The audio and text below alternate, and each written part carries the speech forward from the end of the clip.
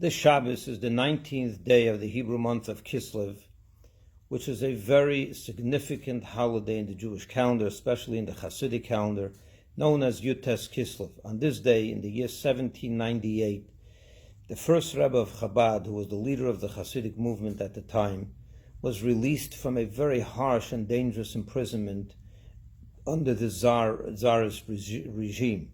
He was imprisoned because of a libelous report that was brought to the Tsar that he wants to overthrow the Tsar.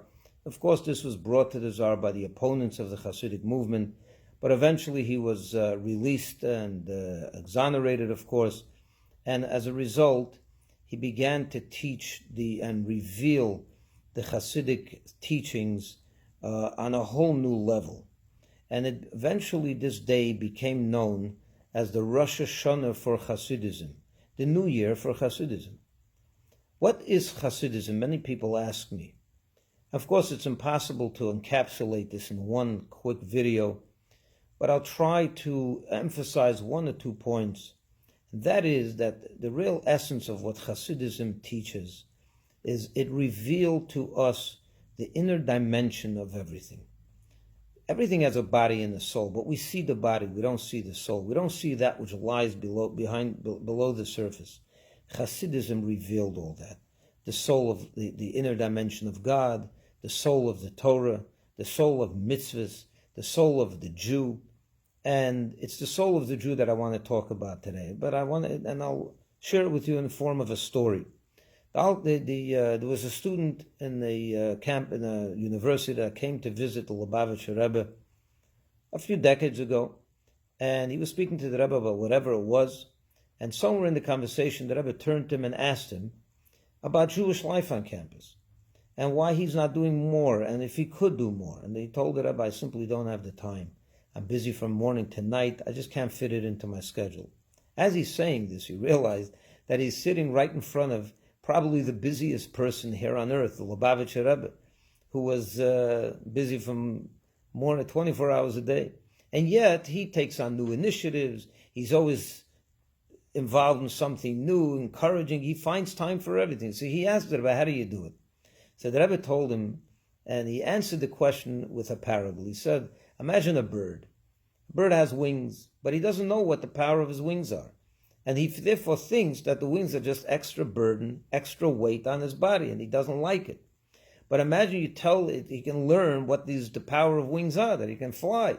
Suddenly the wings are no longer a burden, they're the greatest thing he has.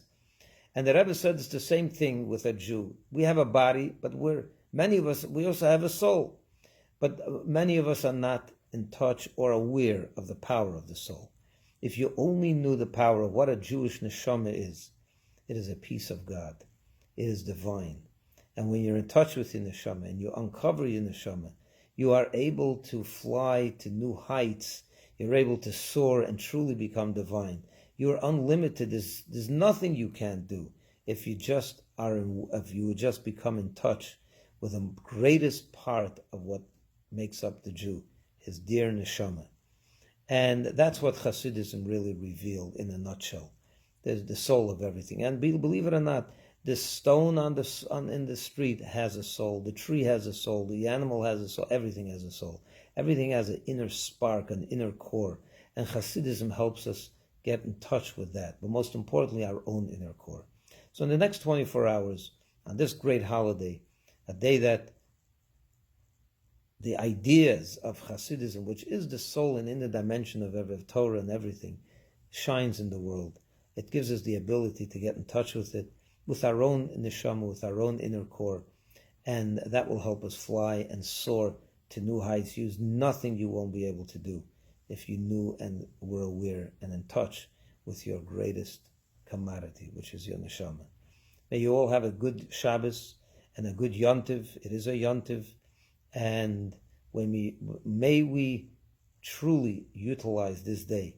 And as the Rebbe would wish, may we be inscribed and sealed for a good year, for in the teachings of Hasidism and in the conduct and the ways of Hasidism.